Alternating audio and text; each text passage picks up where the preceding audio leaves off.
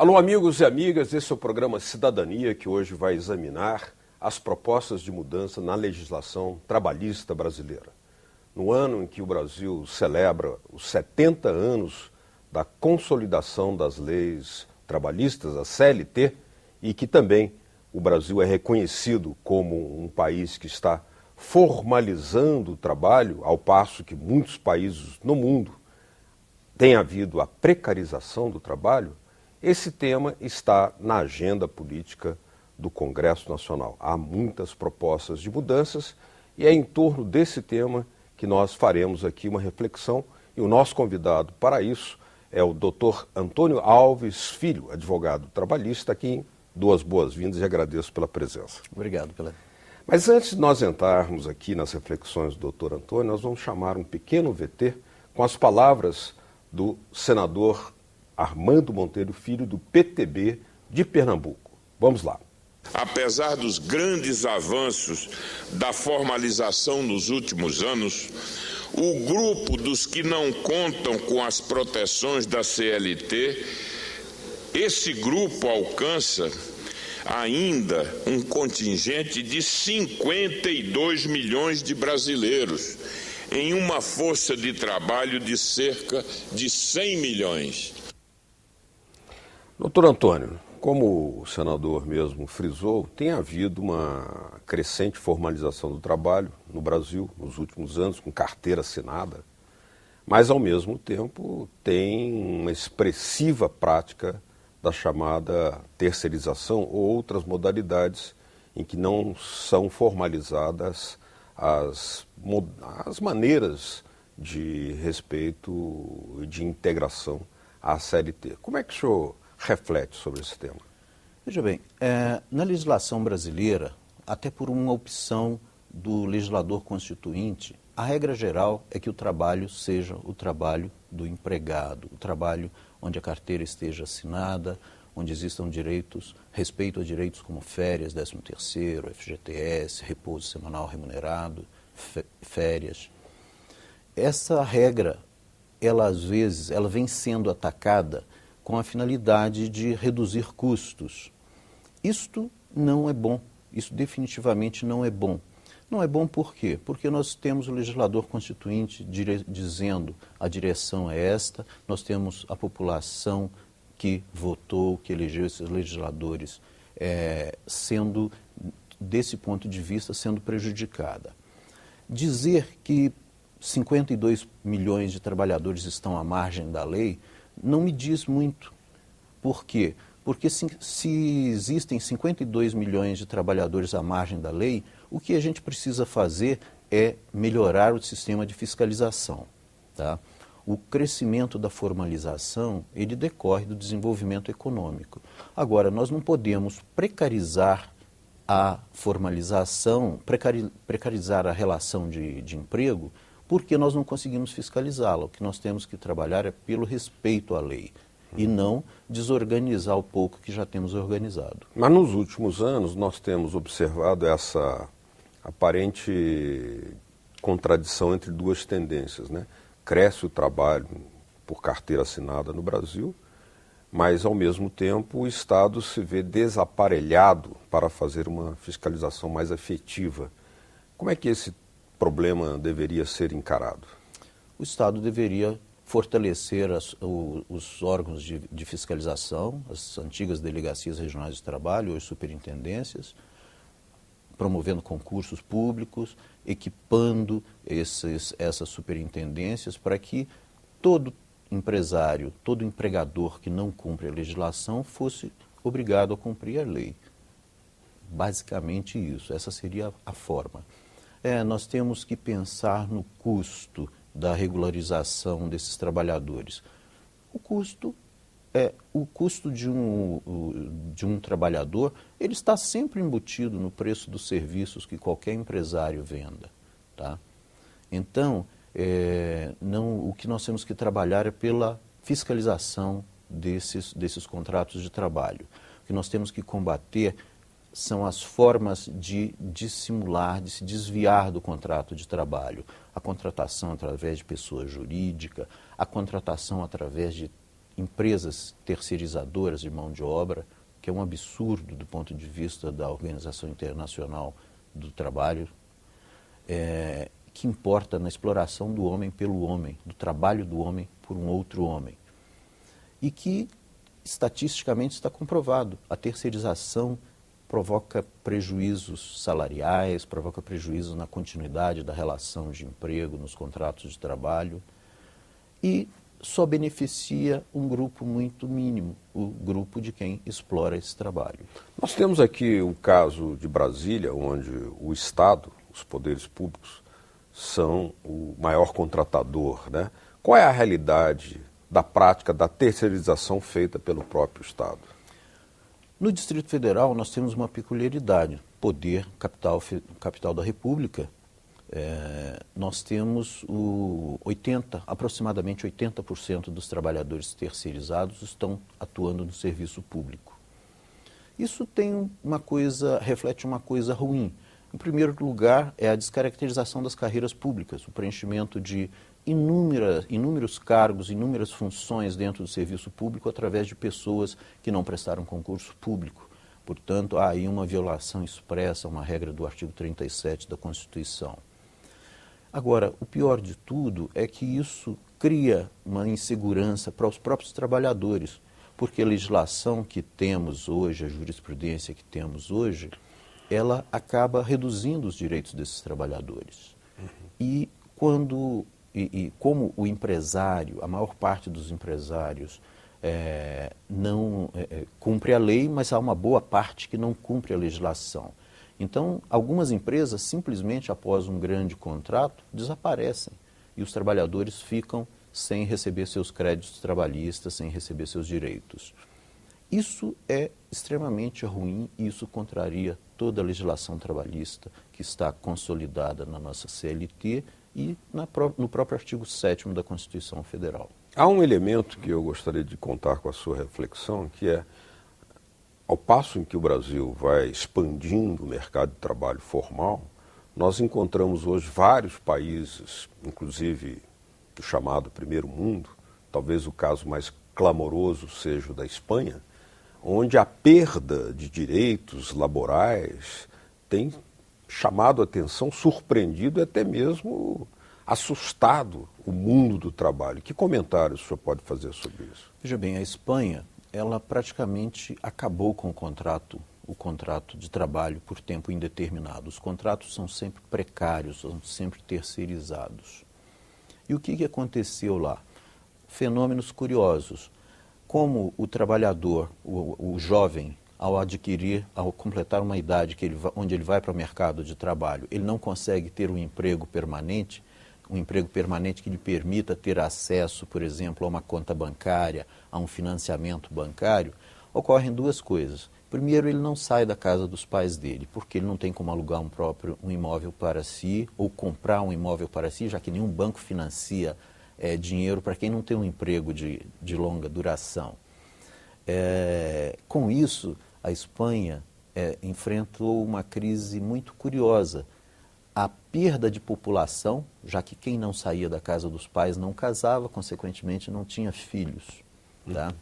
E a outra grande crise foi na construção civil, porque se eu não tenho como comprar uma casa, não adianta alguém construir uma casa, ela não será vendida, um apartamento vai ficar lá, o prédio desocupado. Então, esse é um aspecto dramático. E algumas pessoas, com toda essa precarização, isso causa um drama social terrível. O desemprego quase como regra, uma das mais altas taxas de desemprego do mundo é a taxa experimentada pela Espanha nos últimos 5 anos. Especialmente da juventude. Especialmente da juventude, porque você não tem emprego permanente, você só tem emprego temporário. Nós temos empregos temporários no Brasil? Temos, a CLT prevê a contratação para serviços temporários, só que para situações temporárias. Tá? Claro.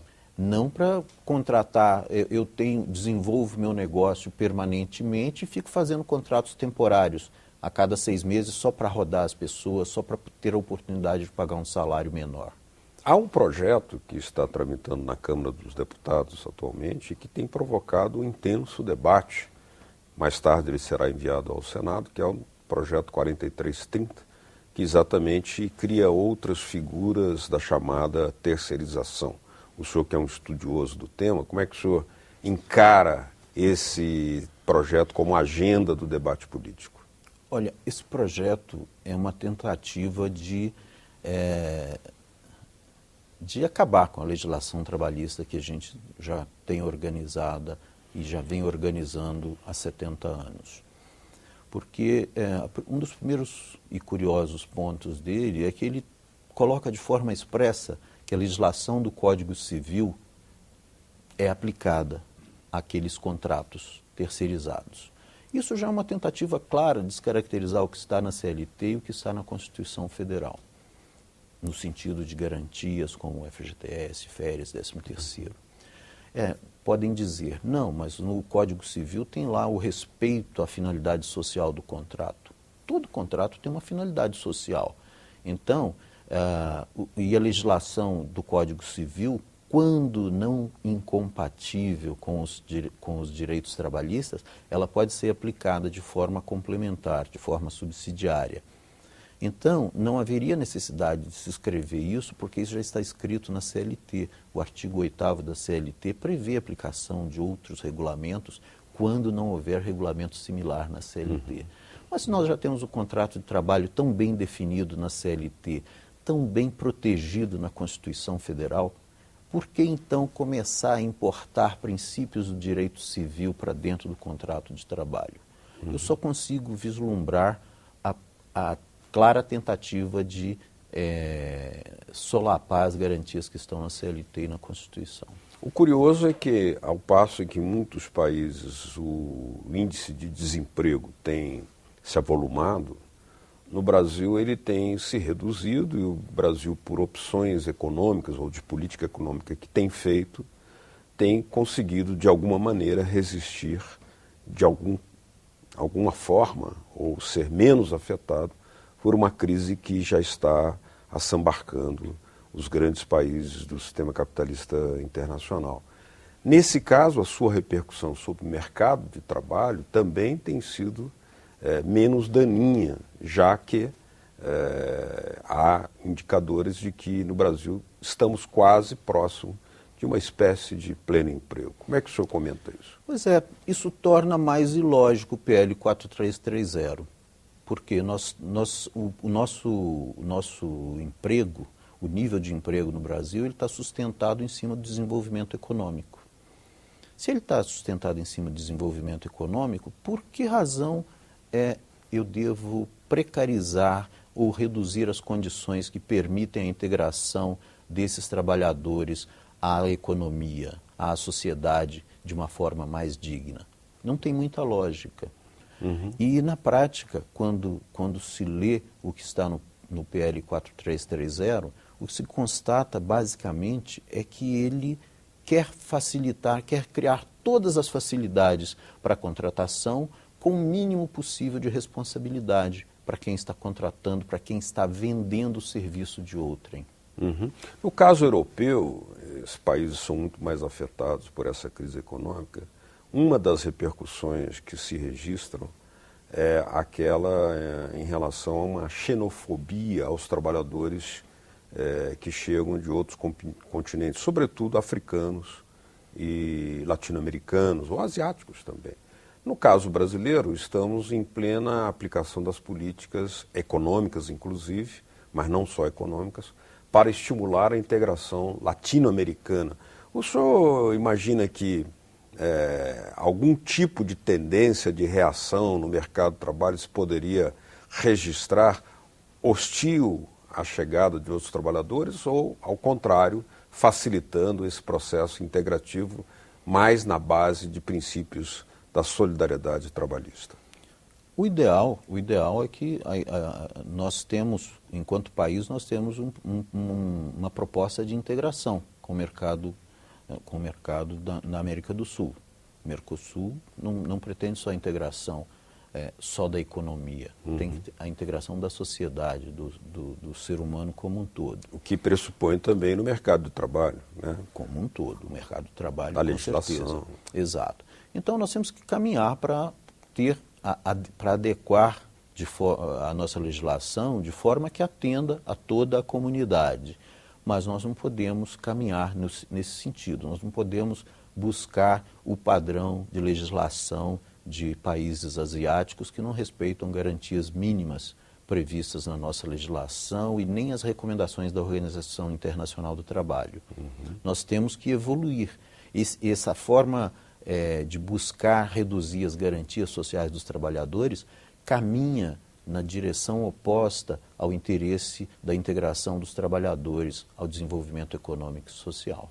Ora, por outras razões, nós temos recebido aqui profissionais, né, qualificados, que são, por exemplo, 70 mil engenheiros trabalham no Brasil hoje, estrangeiros. Em relação aos médicos, houve todo um forte debate, os médicos estrangeiros que estão chegando, mas não houve em relação aos engenheiros, 70 mil que já trabalham aqui no Brasil, talvez pela natureza econômica da sua função. Que critérios o senhor acha que devem ser adotados para não apenas preservar aquilo que o Brasil precisa importar em termos de mão de obra qualificada para necessário atendimento das necessidades da população brasileira, mas também para que não haja prejuízo ao mercado de trabalho nacional? O exemplo dos engenheiros é um caso interessante. E isso reflete um pouco desse desenvolvimento econômico ao qual nós já nos referimos aqui. O que a gente precisa fazer é que as coisas ocorram de forma equilibrada. Não adianta eu trazer milhares de profissionais de outra área prejudicando os trabalhadores aqui, os nossos trabalhadores. Por que no caso dos engenheiros isso não foi tão sentido? Primeiro que nós temos uma formação de engenheiros em número muito menor que a de médicos. Nós efetivamente tínhamos carências nessa área. No caso dos médicos, o que a gente tem é uma má distribuição. Tá? Nós temos deficiências? Temos, mas não tão aguda quanto a do que ocorreu com os engenheiros. Agora, o que temos que verificar é o interesse da sociedade como um todo. Nós não podemos importar profissionais para reduzir as bases, as garantias dos que aqui estão. Nós não podemos trazer um profissional de classe B do ponto de vista econômico apenas para diminuir as condições dos trabalhadores que estão aqui no Brasil. Acho que nós temos que fazer a importação desses profissionais visando atender a economia, visando atender o mercado, visando que é uma prática comum a população, como ocorre em todo mundo. O Brasil hoje é um grande imã de profissionais de diversas áreas. Eu tenho conhecidos que estavam trabalhando na Indonésia, agora trabalham no interior de São Paulo. Tá? Eu estive o ano passado na Espanha e converso muito quando viajo com os locais e conheci um cidadão que era peruano, casado com uma brasileira, que dizia: não dá mais para viver aqui, nós estamos indo para o Brasil. Tá? Então hoje... Os descendentes japoneses também que estão voltando do Japão para cá. Né? Nós exportamos descendentes japoneses para o Japão durante muito tempo e eles estão retornando. Por quê? Porque a economia estabilizou, porque nós temos condição de... E temos como absorver isso. Isso o que preciso é apenas verificar o interesse da sociedade e do mercado. Nós já temos regulamentação suficiente para isso e capaz de impedir que haja uma depredação, um ingresso predatório do nosso mercado de trabalho. Só nos resta, então, agradecer ao doutor Antônio Alves Filho pelas explicações, pelas reflexões que nos trouxe. Muito obrigado, as portas estarão sempre abertas aqui no programa Cidadania. E agradecer também a vocês de casa que nos acompanharam. Caso queiram nos enviar suas impressões, suas dicas, suas propostas ou suas críticas, olhe aí na tela um telefone que você pode usar. 0800 61 22 11. Ou se quiserem baixar esse programa para copiar e reprisar na sua casa, a forma de fazê-lo também está na sua telinha, é o www.senado.leg.br/TV. Obrigado mesmo pela sua audiência e até o próximo Cidadania. Tchau.